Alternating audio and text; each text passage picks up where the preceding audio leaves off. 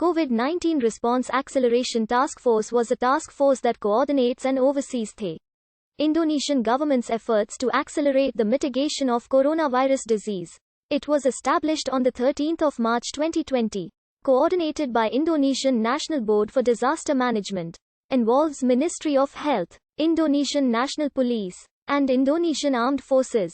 The task force executive board was led by Indonesian National Board for Disaster Management head Doni Monardo, with coordinating Minister for Human Development and Cultural Affairs Muhadjir Effendi as the head of advisory board. The task force was dissolved on the 20th of July 2020 according to Papres Norma 82 Tahun 2020. The duties of this task force is then moved to the COVID-19 Handling Task Unit in the COVID-19 Handling and National Economic Recovery Committee.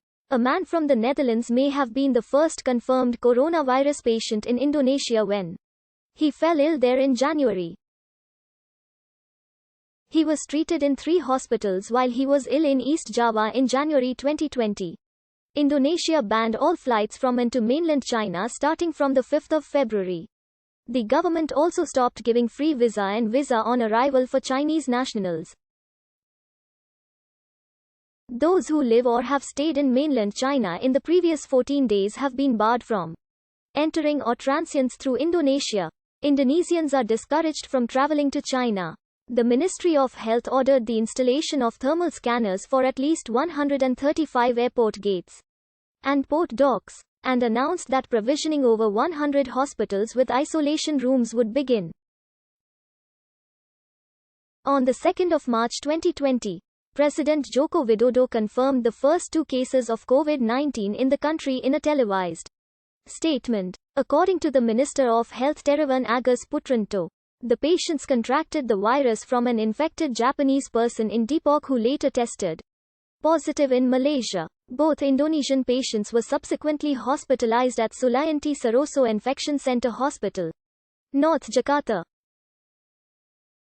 Starting on the 4th of March, Jakarta MRT also began scanning the temperature of passengers entering the stations and denying access to those with symptoms of high fever.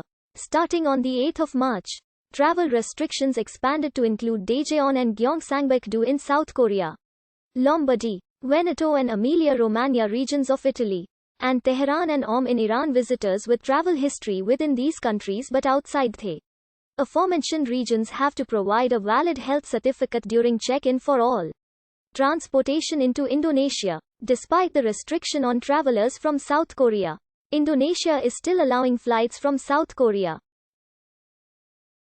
The first confirmed death of coronavirus in the country occurred on the 11th of March 2020.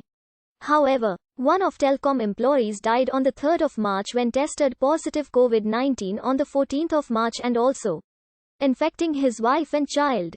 On the 13th of March, the government designated 132 treatment facilities across Indonesia. Chair of Task Force, Deputy Chair of Task Force, Deputy Chair of Task Force, Deputy Chair of Task Force, Deputy Chair of Task Force, Deputy Chair of Task Force, Head of Task Force Advisory Board, Deputy Head of Task Force Advisory Board, Deputy Head of Task Force Advisory Board, Secretary of Task Force Advisory Board.